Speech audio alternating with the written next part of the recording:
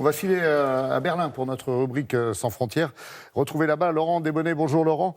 La saison des barbecues, c'est en France et en Allemagne également. Et en Allemagne, justement, on rigole pas avec le barbecue. Il y a même une police dédiée à ce fameux pique-nique.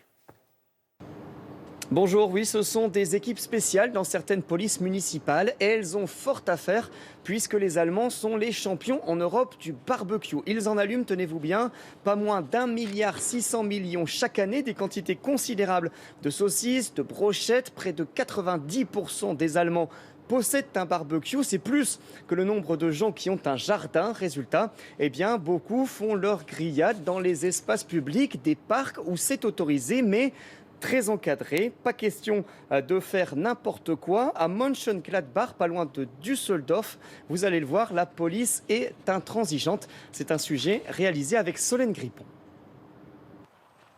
Ils patrouillent chaque soir, à l'affût de la moindre fumée, la moindre odeur de viande grillée.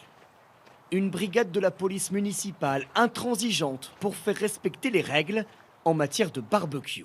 Là-bas, au fond, on vient de repérer des personnes qui font un barbecue sur le côté interdit. Le panneau d'interdiction est pourtant bien visible.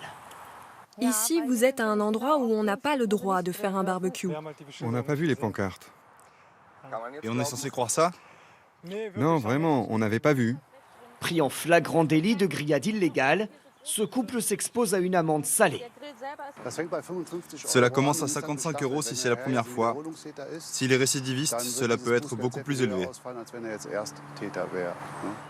Le barbecue n'est toutefois pas éteint. La police permet cette fois qu'il soit déplacé vers une autre partie du parc où les grillades sont autorisées. Chaque soir, nos deux policiers multiplient ainsi les interventions dans tous les parcs de la ville. Leur mission, canaliser la passion des Allemands pour le barbecue. Ici, c'est le modèle très rudimentaire qui pose problème. Ça abîme le sol, regardez, la pelouse est brûlée. Pour lui aussi, une amende de 55 € à payer sur le champ.